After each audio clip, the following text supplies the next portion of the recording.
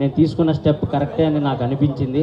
So మీ అందరి అభిమానం, మీ అందరి ప్రేమ చూసిన తర్వాతే ఓకే మనం సాధించాం లోపలికి వెళ్ళి అని చెప్పేసి ఇంకా గర్వంగా ఫీల్ అవుతున్నాను అండ్ ఇంకా హ్యాపీగా ఫీల్ అవుతున్నాను. మా పేరెంట్స్ కానివ్వండి, మా ఫ్రెండ్స్ కానివ్వండి, అండ్ మీరు ప్రతి ఒక్కళ్ళు నా సోషల్ మీడియాలో ప్రతి ఒక్కళ్ళు మీరు చేసే మెసేజ్లు అవన్నీ చూస్తే అబ్బా ఏంట్రా బాబు ఇంత సంపాదించుకున్నామా, బిగ్ బాస్కి వెళ్ళి ఇంత ప్రేమను సాధించుకున్నామా అనే ఒక చిన్న హ్యాపీనెస్ ఉంది నాకు. So thank you so much. And big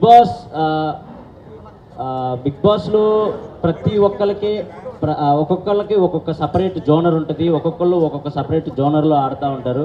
so నా క్వాలిటీ ఏంటంటే నేను నవ్వించాలి, జనాల్ని ఎంటర్టైన్ చేయాలి అనే పర్పస్ మీదే నేను వెళ్ళటం జరిగింది. సో అది 100% నేను ఫుల్ఫిల్ చేసుకున్నాననే అనుకుంటున్నాను. ఎందుకంటే బయటకు వచ్చిన తర్వాత మీ అందరు చేసే మెసేజ్లు కానివ్వండి, మీరు ఇచ్చే అభిమానం కానివ్వండి, అవన్నీ చూస్తే ఓకే మనం వెళ్ళినందుకు ఒక ఎంటర్టైనర్గా మీ అందరిని ఎంటర్టైన్ చేశాను, నవ్వించాను అని అనుకుంటున్నాను.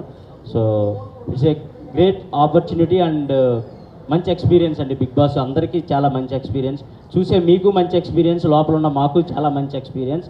So thank you so much. మా ఈ సీజన్ని పర్టికులర్గా ఈ సీజన్ని అంత పెద్ద హిట్ చేసినందుకు ప్రతి ఒక్కరికి thank you so much. Thank you. Big boss తర్వాత ఏం చేంజ్ వచ్చింది? యా, బిగ్ బాస్లో అంటే మనం చాలామంది అనుకుంటారు బిగ్ బాస్లో వీళ్ళు యాక్టింగ్ చేస్తున్నారు అలా 105 రోజులు యాక్టింగ్ చేయడం ఎవరి వల్ల కాదండి. ఎందుకంటే అక్కడ సిచ్యువేషన్స్ కూడా అలాగే ఉండే. వీడు యాక్టింగ్ చేస్తున్నాడు అని తెలిస్తే బిగ్ బాస్ వాడికి వేరే పరీక్ష కూడా పెడతాడు. సో అట్లా మనం ఏంటి, మన ఒరిజినాలిటీ ఏంటి, మన క్యారెక్టర్ ఏంటి అని జనాలకి తెలిసేలా చేసేదే బిగ్ బాస్. సో నా ఒరిజినాలిటీ జనాలకి నచ్చుతుందా లేదా, నేను ఇంత ఇలా సాఫ్ట్గా ఉంటాను, మనం ఎవరిని అంటే బాధపడేలాగా మాట్లాడే వ్యక్తిత్వం కాదు నాది. సో ఇలా ఉండటం జనాలకు నచ్చుతుందా లేదా, కొంచెం మాసీగా ఉండేవాళ్ళు కూడా నచ్చుతూ ఉంటారు బిగ్ బాస్లో. కొంచెం చిల్ మోడ్ మాసీగా ఉండేవాళ్ళు నచ్చుతారు. ఇలా ఉండేవాళ్ళు ఇదేంటి కొంచెం సైలెంట్గా ఉంటున్నాడు అని కూడా నచ్చకపోవచ్చు. సో నా క్యారెక్టర్ నచ్చుతుందా లేదా అనుకుంటేనే నేను హౌస్లోకి వెళ్ళాను. బట్ బయటకు వచ్చిన తర్వాత లేదు, మీరు చాలా బాగా ఆడారు, చాలా మంచిగా ప్లే చేశారు అండ్ అందరితో బాండ్స్ మంచిగా ఇది చేసుకున్నారు అని చెప్తే చాలా హ్యాపీ అనిపించింది. సో అంతే. సో బిగ్ బాస్ లో మీరు లోపల ఉన్నప్పుడు నేను మీ ఊరు వెళ్ళాను, అక్కడ ఉన్న వాళ్ళందరినీ కలిశాను. వాళ్ళందరూ చాలా మంది సపోర్ట్ ఉన్నారు, మీకు బయట చాలా క్రౌడ్ పుల్లింగ్ ఉంది. బట్ అవి ఓట్లు పడలేదు అనుకుంటున్నారా? ఎందుకు మీరు ఎలిమినేట్ అయ్యే విషయం గురించి? ఎందుకు ఎలిమినేట్ అయ్యాను అనేది అది మనకు చెప్పలేమండి. ఎందుకంటే అది ఎప్పుడు ఎలా జరిగిద్దో మేము హౌస్లో ఉన్న వాళ్ళం కూడా ఎవరు విన్ అవుతారు, ఎవరు ఎలిమినేట్ అవుతారు అనేది మాకు అస్సలు కొంచెం కూడా మా ఇమాజినేషన్ కూడా. ఎందుకంటే నాకు సార్ వచ్చి ప్రతి వీక్ ఒక్కళ్ళనే పొగిడితే ఓరి అమ్మ వీళ్ళు ఒక్కళ్ళనే పొగుడుతున్నారు, వీళ్ళే విన్నర్ అవ్వచ్చేమో అనే ఒక ఉంటుంది మాకు. కానీ వచ్చిన ప్రతి ఒక్కరిని పొగుడుతారు, వచ్చిన ప్రతి ఒక్కరిని తిడతారు. ఆ 14 మందిలో ఉన్న ప్రతి ఒక్కరిని పొగుడుతారు, ప్రతి ఒక్కరు తప్పులు చెప్తారు, అవి సరిదేసుకుంటా పోవటం తప్ప వీళ్ళు ఫస్ట్లో ఉన్నారు, వీళ్ళు సెకండ్లో ఉన్నారు అవి మాకు అసలు తెలియదు. అండ్ ఓట్స్ పరంగా వస్తే నాకు తెలిసి అంటే నా కామెడీని ఎక్కువగా అంటే సిటీలో బాగా ఎంజాయ్ చేసిన, ఊర్లలో మా అమ్మ ఏజ్ వాళ్ళు లేదా నేను వెళ్ళినా కూడా ఏదన్నా ఈవెంట్స్కి కానీ వాటికి వెళ్ళినా కూడా మా అమ్మ మీకు పెద్ద ఫ్యాన్, మా డాడీ మీకు పెద్ద ఫ్యాన్, మా వైఫ్ మీకు పెద్ద ఫ్యాన్ అలా చెప్తూ ఉంటారు. సో వాళ్ళకి నాకు తెలిసి హాట్స్టార్లోకి వెళ్ళి ఓట్లు వేయటం ఇవి కొంచెం కష్టమే. అంటే మనం అలవాటు చేసుంటే మేబీ చేసేవాళ్ళేమో, కానీ నేను నామినేషన్లోకి రాకపోవటం, వాళ్ళకి అలవాటు చేయకపోవటం ఇది ఒక మిస్టేక్ అయ్యి ఉండొచ్చు అని నేను అనుకుంటున్నాను. నేను అదే కోరుకునేవాడిని. నేను ఎటు నామినేషన్లోకి రావట్లేదు. మా అమ్మ అన్న మా అంటే కొంచెం మరీ 100% నాకున్న పెద్ద కోట్లాది మంది అని చెప్పను, కానీ నా సైడ్ నుంచి వేసే 100 మంది అయినా మా అమ్మకి వేయాలని నేను కోరుకుంటాను. నేను అదే హ్యాపీగా ఫీల్ అవుతాను. సో మా అమ్మగారు కూడా సంజనా గారికి వేసేవాళ్ళు అంట నాకు చెప్పారు. ఎందుకంటే నువ్వు లేనప్పుడు మాకు కన్ఫామ్గా సంజనా గారే హౌస్లో ఉండాలి అని అనుకునేవాడిని అని చెప్పేసి మా అమ్మ మా నాన్న అందరూ మా ఫ్రెండ్ సర్కిల్ మొత్తం మేము సంజనా గారికి సపోర్ట్ చేసామని చెప్పారు. నాకు అది చాలా హ్యాపీ అనిపించింది. బికాస్ నేను కూడా టాప్ 5 నేను వెళ్ళినా ఆమె యాజ్ కాంపిటేటర్గా చూసినా కూడా ఆమె నాతో పాటు నా పక్కనే ఉండాలి టాప్ 5 వరకు అని చేపట్టుకొని ఇద్దరం జర్నీ చేసాం. ఈ బిగ్ బాస్ జర్నీ మొత్తం ఎక్కడ ఇంత మిస్అండర్స్టాండింగ్స్ కూడా రాకుండా, ఒకవేళ వచ్చినా వాటిని నైట్కి నైట్ సార్ట్అవుట్ చేసుకొని అలా కాదు బిడ్డ, ఇలా కాదు బిడ్డ అలా అని నన్ను చెప్పి నిజంగా నేను అంటే నన్ను కన్నా కూడా అంత మెచ్యూరిటీగా ఆలోచించేవాళ్ళు కాదు నాకు తెలియదు, కానీ ఒక సొంత కొడుకులా చూసుకున్నారు. అన్ని వారాలు ఎమోషనల్గా చాలా బాండ్ క్రియేట్ అయింది. సో అది చాలా హ్యాపీ. మీ ఇద్దరం టాప్ 5లో ఉండాలి అని పక్కా అనుకున్నాం ఫస్ట్ వీక్ వెళ్ళినప్పుడు. ఉన్నాం. అది నాకు చాలా హ్యాపీ అనిపించింది. ఇమాన్యుయల్ ప్రైజ్ అలా ప్రైజ్ లార్డ్. నిజంగా బిగ్ బాస్కి వెళ్ళిన తర్వాత అంటే దేవుని మర్చిపోయి ప్రేయర్ చేయడం మర్చిపోతారేమో అనుకున్నాము. అంటే దేవునికి దగ్గరగా ఉన్నారు. ఎలా బయటికి వచ్చినాక మిమ్మల్ని ఎలా రిసీవ్ చేసుకున్నారు? అమ్మ అది ఎవరు బిలీవ్ వాళ్ళమ్మా. ఇప్పుడు నేను బిలీవ్ చేసే గారిని నేను Jesus ప్రేయర్ ని. చేస్తాను, అండ్ సంజన గారు బిలీవ్ చేసే గారిని సంజన గారు, అక్కడ ప్రతి ఒక్కళ్ళు ప్రేయర్స్ చేస్తూనే ఉంటారు. బికాస్ అంటే ఇప్పుడు నేను జీసస్ నమ్ముకోవచ్చు, అండ్ సంజన గారు వేరే దేవుని నమ్ముకోవచ్చు, అండ్ తనుజ వేరే సాయిబాబా గారు. క్రిస్మస్ సెలబ్రేషన్స్ ఎలా జరిగాయి? మంచిగా జరిగాయమ్మా. థ్యాంక్ యూ ఇమాన్యుయల్ గారు. అమ్మా. సో బిగ్ బాస్ త్రూ మీ లవ్ స్టోరీ బయట పెట్టారు, మరి రివీల్ ఎప్పుడు చేస్తున్నారు? రివీల్ ఇంకా పెళ్ళి తర్వాత రివీల్ చేద్దాం. అంటే కప్ తోటి బయటికి రావాలని కోరుకున్నారు కదా, మరి తన రియాక్షన్ ఎలా ఉంది బయటకు వచ్చిన తర్వాత? లేదు, తను చాలా హ్యాపీ ఫీల్ అయింది. బికాజ్ నేను అంత బాగా ఆడతాను, ఫిజికల్ గేమ్స్ అంత బాగా ఆడతానని తను ఎక్స్పెక్ట్ చేయలేదంట. సో నువ్వు ఎంత బాగా ఆడతావు, ప్రతి గేమ్ ఇలా విన్ అవుతావు, నేను ఎక్స్పెక్ట్ చేయలేదు, నాకు అక్కడే మీరు నెగ్గేశారు అని చెప్పేసి చెప్పింది. అది నాకు చాలా హ్యాపీ అనిపించింది. అండ్ మంచి కాస్ట్యూమ్స్ ఎవరైనా వేసుకుంటారండి. ఇప్పుడు నేను హీరోలా తయారయ్యి కళ్ళజోడు పెట్టుకుంటే మీరు ఎందుకు నవ్వుతారు చెప్పండి? నేను అక్కడికి వెళ్ళింది ఏంటి, జనాల్ని నవ్వించాలనే ఉద్దేశంతో. నాకు మంచి కాస్ట్యూమ్స్ వచ్చాయి, నాకు మంచి షూ అవన్నీ వచ్చాయి. బట్ అందరిలాగా రెడీ అయిపోయి నేను మేకప్ వేసుకుని కూర్చుంటే జనాలు ఎంటర్టైన్ చేయాలి, జనాల్ని ఏదో గెటప్ వేసి నవ్వించాలి. మనం చూడంగానే స్క్రీన్ మీద చూడంగానే జనాలు కొద్దిసేపు అలా రిమోట్ పక్క ఛానల్ పెట్టకుండా అలా ఆగాలి. అంటే మనం ఏదో డిఫరెంట్గా కనపడాలి, డిఫరెంట్గా నవ్వించాలి అనే ఉద్దేశంతో నేను వెళ్ళటంతోనే ఒక 2 జతలు లుంగీలు అలా కొత్త కాస్ట్యూమ్స్ అలాంటివి నేనే తీసుకుని వెళ్ళాను. బికాస్ జనాలు నవ్వించాలి కాబట్టి. అంతే, దాని గురించి అంతే. అంటే మెయిన్ రీజన్ అని నేను చెప్పకపోవచ్చు, కానీ వన్ ఆఫ్ ద రీజన్ అయితే నేను అది అనుకుంటున్నాను. ఎందుకంటే నామినేషన్స్లోకి రావాలి అని నాకు కొన్ని వీక్స్ గడిచిన తర్వాత అర్థమైంది. నామినేషన్స్లోకి వస్తేనే ఓట్ బ్యాంకింగ్ అనేది క్రియేట్ అవుతుంది, అప్పుడే మనకు అలవాటు పడిపోయి జనాలు ఓట్లు వేస్తారు అని. బట్ నేను ఎప్పుడూ నన్ను నామినేట్ చేస్తారని భయపడేవాడిని కాదు, కానీ వేరే వాళ్ళని నామినేట్ చేయాలంటే చిన్న బాధ వేసేది. ఎందుకంటే వాళ్ళతో కలిసే కామెడీ చేసేవాడిని, వాళ్ళతో కలిసే వంటలు ఉండేవాడిని, వాళ్ళతో కలిసే ఫన్ క్రియేట్ చేసేవాడిని. అలా ఉండి ఒక్కసారిగా వీకెండ్ రాగానే వాళ్ళని మీరు ఇది చేశారు, మీరు ఈ తప్పు చేశారు అని వాళ్ళని ఏలైతే చూపించాలంటే నాకు ఎక్కడో చిన్న మొహమాటం ఉండేది, అండ్ చిన్న భయం బాధ అనిపించేది. అండ్ నేను పక్కవారిలో తొందరగా తప్పులు ఎతికే క్యారెక్టర్ కాదు నాది. సో దానివల్ల కూడా నాకు మైనస్ అయింది. నేను ఎక్కువ తప్పులు ఎతికేవాడిని కాదు ఎవరిలో, సర్లే మనోళ్ళే కదా ఏదో ఆడుతున్నారు కదా అలా వదిలేసేవాడిని. సో అది కూడా నాకు కొంచెం మైనస్. తనుజ మంచి అమ్మాయి, చాలా గుడ్ పర్సన్, బాగా ఆడింది గేమ్, మంచిగా రన్నరప్ అయింది. So happy.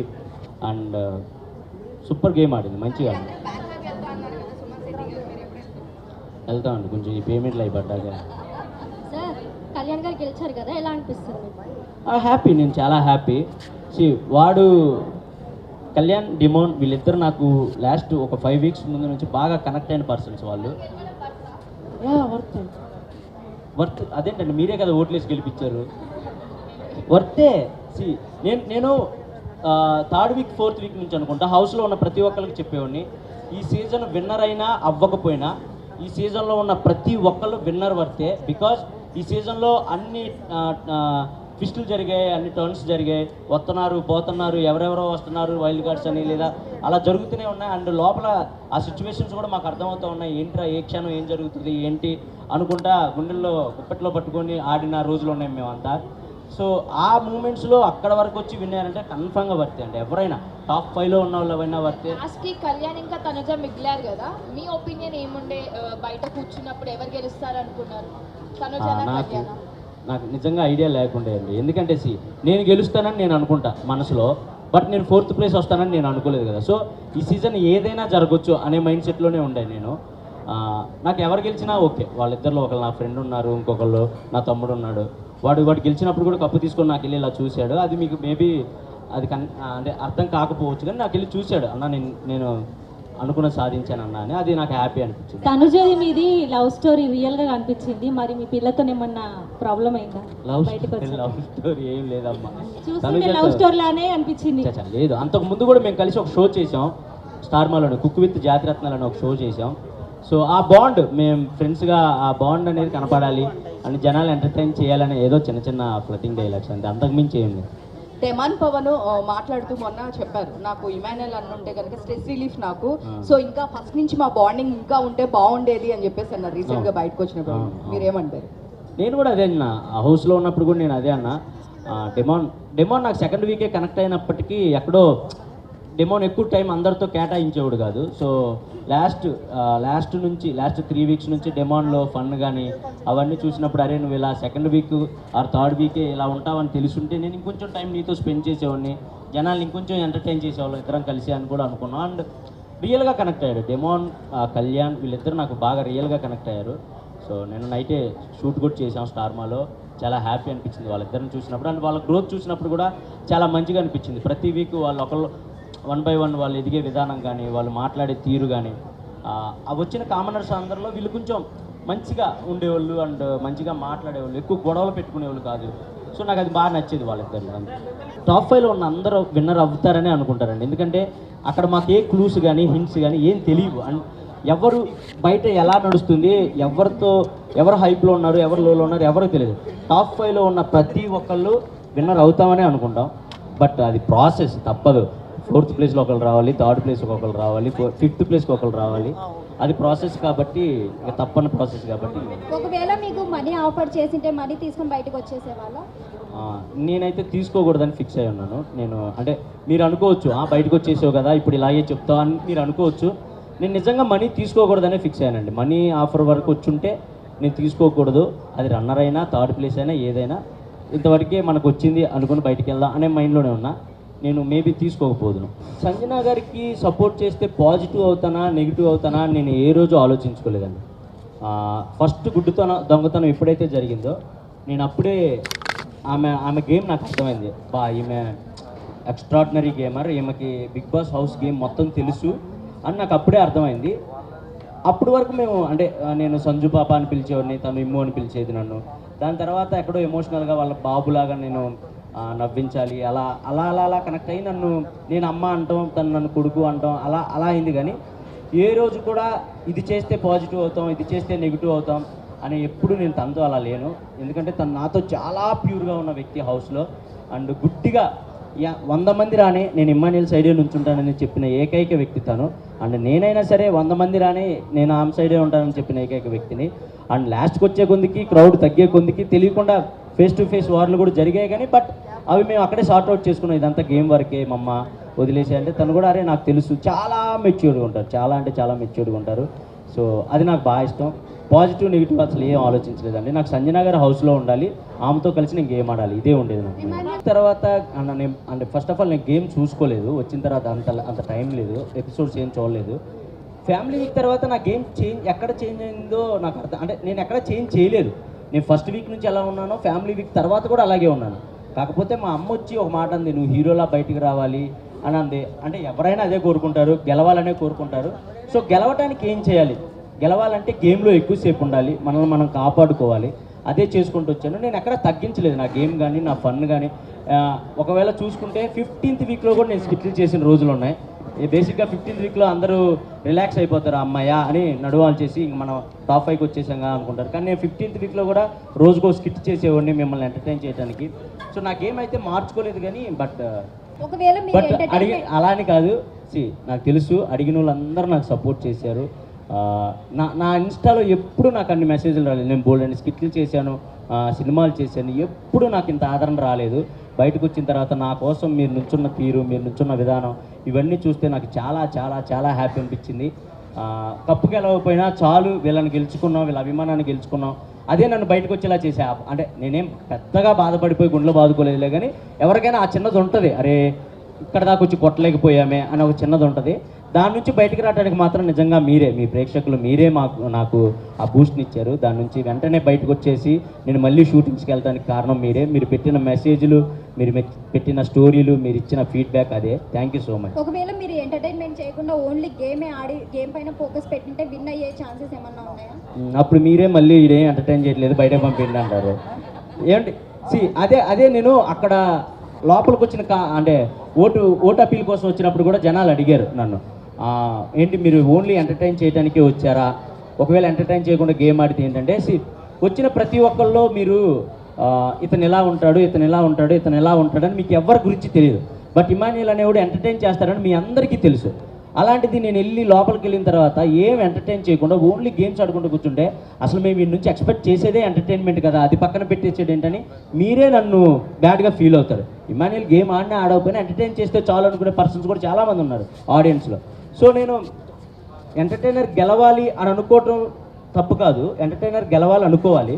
ఎంటర్టైనర్ గెలవాలంటే ఓన్లీ ఎంటర్టైన్మెంట్ చేస్తేనే సరిపోదు, కన్ఫామ్గా గేమ్స్ ఆడాలి, కన్ఫామ్గా విన్ అవ్వాలి, మన ఎఫర్ట్స్ కనపడాలి. ఈ రెండు ఉంటేనే ఎంటర్టైనర్ విన్నర్ అవ్వగలడు అని నేను బలంగా నమ్మి లోపలికి అడుగుపెట్టాను. ఎక్కడ కుదిరితే అక్కడ కామెడీ చేయడానికి ట్రై చేశాను. ప్రతి గేమ్ విన్ అవ్వాలని ఆడాను. నాకు తెలిసి నేను ప్రతి గేమ్ విన్ అయిన ఒక 3-4 గేమ్స్ తప్ప. సో ఇంక ఇవి చాలు నాకు అనిపించేది, ఇంక అంతే. ప్రతి నామినేషన్ లో ఎక్కువగా వచ్చిన పాయింట్ అంటే డెమన్ పవన్ ఇంకా రీతు గురించి. నిజంగానే డెమన్ పవన్ గేమ్ లో అయిందా రీతు వల్ల? అంటే లో అయిందని నేను చెప్పనండి. వాడి గేమ్ సూపర్ ఆడాడు, ఫస్ట్ వీక్ నుంచి కూడా సూపర్ ఆడాడు. ఎందుకంటే వాడికి నేను ఆపోజిట్, నాకు వాడు ఆపోజిట్. మా ఇద్దరికే పడేది ప్రతి గేమ్. మడ్ టాస్క్ కావనివ్వండి, రంగులు పూసుకునే టాస్క్ కావనివ్వండి, ఏదైనా మా ఇద్దరికే పడేది ఫస్ట్ నుంచి ఫేస్ టు ఫేస్. గేమ్ లో కాదులే కానివ్వండి. మన కనెక్ట్ అయిన వాళ్ళతోనే ఎక్కువ టైం స్పెండ్ చేస్తాం. దానివల్ల మిగతా పర్సన్స్ ఏమనుకుంటారంటే మాకు ఎక్కువ టైం ఇవ్వట్లేదు, సో నువ్వు మాతో గేమ్ ఆడట్లేదు, ఒకరితోనే ఉన్నావు అలా అంటారు అంతే. ఇక్కడ మనం ఎంతమంది ఉన్నాం, మనం బయట చేసే చిన్న చిన్న తప్పులు కూడా అంటే ఏముందలే ఇది అనుకుంటాం. కానీ అక్కడ అలా కాదండి, పప్పు ఉడకపోయినా తప్పే.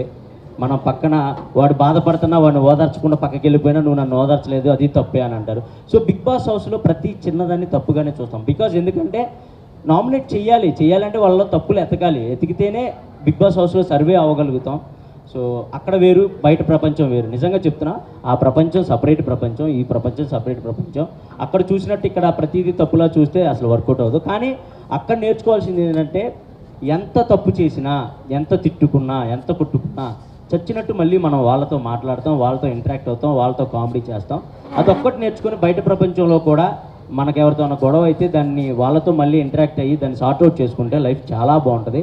అది బిగ్ బాస్కి వెళ్ళిన ప్రతి ఒక్కళ్ళు నేర్చుకుంటారు, నేను నేర్చుకున్నాను. తనుజ నాది బాగుంది, అదే చెప్పాను కదండి, మంచి ఫ్రెండ్షిప్ ఉండేవి మాకు. హౌస్లోకి వెళ్ళిన తర్వాత కొన్ని సిచ్యువేషన్స్ వల్ల ఎక్కడో తెలియకుండా ఒక చిన్న మిస్అండర్స్టాండింగ్స్ అలా రావడం జరిగినాయి. బట్ లాస్ట్కి ఫైనల్గా లేదు, ఎవరిది తప్పు కాదు, ఇవన్నీ మిస్అండర్స్టాండింగ్స్ అని తెలుసుకున్నాం, అవి సార్ట్అవుట్ చేసుకున్నాం, లాస్ట్ వరకు కలిసే ఉన్నాం. సో అంటే మేబీ మీకు ప్రొజెక్ట్ అయ్యి ఉండకపోవచ్చు, కానీ మా ఇద్దరు బాండ్ మంచిగానే ఉంది లోపల. తనకి గేమ్లో ఏదైనా డౌట్ వచ్చినా వెంటనే వచ్చి తను ఒక 2 minutes అని అడిగిద్ది. వెళ్తాం గ్రౌండ్లో కానీ వాష్రూమ్లో కానీ కూర్చుంటాం, నాకు ఇలా అనిపిస్తుంది అంటే అది కాదు ఇలా చేయి, ఇది కాదు అలా చేయి అని చెప్పేవాడిని. మోస్ట్ ఆఫ్ ది ఎక్కువ మందికి నేనే సలహాలు ఇచ్చేనేమో నాకు తెలిసి హౌస్లో, వాళ్ళు ఆడే గేమ్కి కానీ వాళ్ళ స్ట్రాటజీలకు కానీ, ఇలా కాదు ఇలా చేస్తే కరెక్ట్, ఇలా కాదు ఇలా చేస్తే కరెక్ట్ అని. సో ఆ విధంగా మా బాండ్ అయితే మంచిగానే ఉంది. ఈ తుది నాది ఎక్కడ అండ్ నేను తను నామినేట్ చేసినా ఈ రోజు తను ఫీల్ అయ్యేది కాదు, తను నన్ను నామినేట్ చేసినా నేను ఫీల్ అయ్యేవాడిని కాదు. ఓకే ఇదంతా నామినేషన్ ప్రాసెస్ కదా అని పక్కకు వచ్చేసేవాళ్ళం. సో అంతే, మంచిగానే. బర్నీ గారి కుటుంబం గురించా మంచిగా ఉంది కదా, మీరు అందరూ ఎంజాయ్ చేశారు కదా, నాన్న బాండ్ కానీ కూతురు బాండ్ ఎంజాయ్ చేశారు కదా, మరి ఇంకే నేను ఎంజాయ్ చేసేవాడిని లోపల, అందుకే దాని మీద కామెడీ కూడా చేసేవాడిని, మీరు మంచిగా నవ్వుకునేవాళ్ళు. లేదమ్మా బయట కూడా కంటిన్యూగా నేను చచ్చేదాకా సంజన గారిని వదలను, మీకైతే ముందుగానే చెప్తున్నా. అండ్ మీరు ఏమైనా అనుకోండి, గేమ్ కోసం ఉన్నాను అనుకోండి, ఏదైనా అనుకోండి, మా ఇద్దరు మనసులకు తెలుసు మేము ఎంత దగ్గర అయ్యామనేది. వాళ్ళ సొంత కొడుకు అలారిక్ని ఎంత ముద్దుగా అయితే చూసుకుంటుందో నన్ను కూడా అంతే ముద్దుగా చూసుకుంటుంది. వయసులో ఇంత పెద్దవాడినైనా కూడా, అంటే నాకు ఇన్ని సంవత్సరాలు ఉన్నా కూడా తను ఏ రోజు కూడా అది ఫీల్ అవుతుంది, ఇంతోడు వచ్చి నన్ను అమ్మ అని పిలుస్తున్నాడని ఏ రోజు కూడా ఫీల్ అయ్యేది కాదు. బికాస్ తనకు అంత ప్యూర్గా అనిపించింది కాబట్టి మా బాండ్. అండ్ ఎంతమంది చెప్పినా కూడా మా బాండ్ని ఎరగొట్టలేకపోయారు. అండ్ ఎంతమంది ఏం చేసినా కూడా నన్ను నామినేట్ కూడా చేయలేదు, కావాలని కాదు. పాపం తనకి తెలుగు అర్థం కాదు. ఫస్ట్ ఆఫ్ ఆల్ నేను అర్థమయ్యేలా చెప్తానికి ట్రై చేస్తే ఏమనుకునేదంటే, నువ్వెందుకు నన్ను కాంప్రమైజ్ చేయాలని చూస్తున్నావు అనుకునేది. కాదు మమ్మ ఇది కాదు, ఇలా వాళ్ళ అన్న విధానం ఇది అన్నా కూడా తనకు అర్థం కాకపోవడం వల్ల తను స్ట్రైట్ ఫార్వర్డ్ అండి. ఏదైనా ఉంటే ముక్కుసూటిగా చెప్పిద్ది, వెనకాల చెప్పే పర్సన్ అసలు కానే కాదు. అదే మీ అందరికి కూడా నచ్చింది నాకు తెలిసి. సో అదే నేను చెప్పడానికి ట్రై చేసేవాడిని కానీ, బట్ తనకు తెలుగు అర్థం కాకపోవడం వల్ల పాపం కొన్ని మిస్అండర్స్టాండింగ్స్ అండ్ కొన్ని వర్డ్స్ లూజ్ అవ్వడం అలా చేసేది తప్ప ఇంక అంతకంటే ఏం లేదు. క్లబ్స్ ఏం కాదు, అది ప్యాటర్నే. అది టెనెంట్స్ ఓనర్స్ అనే కాన్సెప్ట్ పెట్టారు ఫస్ట్ వీకే. సో మాకు అర్థమైపోయింది, ఓకే ఇది కామనర్స్ వర్సెస్ సెలబ్రిటీ. మేము ఎప్పుడు అక్కడ ఉన్న సెలబ్రిటీలు ఎప్పుడు ఇది సెలబ్రిటీ వర్సెస్ కామనర్స్లా చూడలేదు, కానీ పాపం వాళ్ళకి అంటే వాళ్ళు ఆల్రెడీ అగ్ని పరీక్ష నుంచి గేమ్లో ఉండి వచ్చారు కాబట్టి కొంతమంది అలా అనుకునేవాళ్ళు, వీళ్ళు కామనర్స్ని అలా చూస్తున్నారు అలా అనుకునేవాళ్ళు. కానీ పోను వాళ్ళు అర్థం చేసుకున్నారు, లేదు వీళ్ళు కరెక్ట్గానే ఉన్నారు, ఆ గేమ్స్ వల్ల అలా అనిపించాయి అంతే, అంతకుమించి ఏం లేదు అని. నేను హ్యాపీగా ఫీల్ అవుతున్నాను. నేను కామన్ మ్యాన్నే, మీ అందరికీ తెలుసు, ఎక్కడి నుంచి వచ్చానో మీకు తెలుసు, నా బ్యాక్ డ్రాప్ ఏంటో మీకు తెలుసు, 0 నుంచి స్టార్ట్ చేసిన నేను కూడా. So I'm so happy. నాకు వాడు గెలిచినప్పుడు కూడా నైట్ ఫోన్ చేసి హ్యాపీగా ఫీల్ అయ్యాడు, అండ్ నాకు చాలా హ్యాపీ అండి. నిన్న కూడా కలిసాం మీ ఇద్దరం. నాకైతే వాడికి వెళ్ళటం నాకు చాలా హ్యాపీ. రెమ్యునరేషన్ అండి, ఓకే, నేను సర్వే అవ్వగలిగేంత అయితే ఇచ్చారండి, హ్యాపీ, నేను హ్యాపీ. తర్వాత నేను చెప్పాను, మా మమ్మీ ఏడ్ చేశారు నేను 4th వీక్ బయటకు అంటే 4th ప్లేస్లో రాగానే. కానీ నేను తర్వాత చెప్పాను, లేదు మమ్మీ, ఇది ప్రాసెస్, ఎవరైనా రావాల్సిందే, మనం దాన్ని యాక్సెప్ట్ చేయాలి, నువ్వేం బ్యాడ్గా ఫీల్ అవ్వకు, నేను హ్యాపీగానే ఉన్నాను, నువ్వు కూడా హ్యాపీగా ఉండని చెప్పాను. తను హ్యాపీ ఉన్నారు, ఊరు వెళ్ళిపోయారు, హ్యాపీగా ఉన్నారు, మంచిగా ఫెస్టివల్ ఎంజాయ్ చేస్తున్నారు. దువ్వెలా మాధురి మంచి పర్సన్ అన్న, కాకపోతే మన మీడియాతో మీకు తెలిసిందే, కానీ హౌస్లో అయితే చాలా మంచిగా ఉండేవాళ్ళు నాతో. నేను అక్క అని పిలిచేవాడిని, చాలా మంచి పర్సన్. నేనైతే నేనేమంటానంటే మనం కనపడే విధానం వేరేలా ఉండొచ్చేమో, కానీ యాజ్ పర్సన్స్గా అందరం మనం మంచోళ్ళమే, సిచ్యువేషన్సే మనల్ని బ్యాడ్గా పోర్ట్రేట్ చేస్తాయి. నేను అదే అనుకున్నాను హౌస్లో, రే అమ్మ ఇక్కడ ఉన్న వాళ్ళు అందరూ ఎంత మంచిగా ఉంటున్నారు అని. సో మంచి పర్సన్ అండి. ఇది గేమ్ అండి, అది ఇంకా తప్పదు. అంటే ఎవరినైనా ఒకటే అండి, అది స్ట్రాటజీ అని మీరు అనుకోవచ్చు, కానీ ఇప్పుడు గేమ్లో ఉండాలి, గేమ్లో ఉంటే ఇంకో గేమ్ ఆడతాం, అది గెలిస్తే ఇంకో గేమ్ ఆడతాం. ఇదన్నీ గెలుచుకుంటూ వెళ్తేనే మేము కనపడతాం, లేదంటే సైడ్ కూర్చుంటే మేము మీకు కనపడం. మీకు ఎక్కువ మేము గేమ్ ఆడుతున్నట్టు కనపడాలన్నా, లేదా మేము ఎఫర్ట్స్ పెడుతున్నట్టు కనపడాలన్నా, మాకు తగ్గ గేమ్ ముందొచ్చేది మేము దాని వరకు వెళ్ళాలన్నా ఈ స్ట్రాటజీలన్నీ ప్లే చేసుకుంటూనే వెళ్ళాలి. అండ్ అది ఓన్లీ గేమ్ కోసమే, ఒకళ్ళని దెబ్బతీయాలని కానీ లేదా ఒకళ్ళు ఓడిపోవాలని కాదు.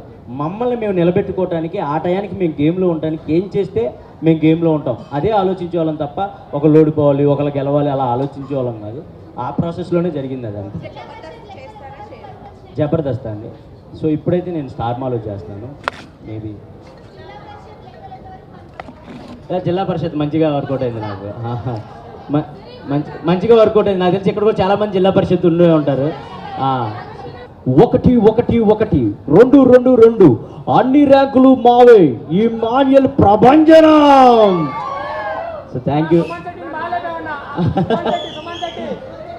సుమన్ శెట్టి అన్న లేపడం ఏం లేదండి, బేసిక్ ఆయన పాపం చాలా జెన్యున్ క్యాండిడేట్, వచ్చిన ఫస్ట్ వీక్ నుంచి కనెక్ట్ అయిన క్యాండిడేట్. అండ్ మా కామెడీ దానికి చెందిన వ్యక్తి కాబట్టి మనం లేపేది ఏమి ఉండదన్న, వాళ్ళే లెగుస్తూ ఉంటారు ఆటోమేటిక్గా. అండ్ నాగార్జున గారి హోస్టింగ్ సూపర్ అబ్బా, ఎందుకంటే లోపల ఉండే వాళ్ళకి మాకు తెలిసిద్ది.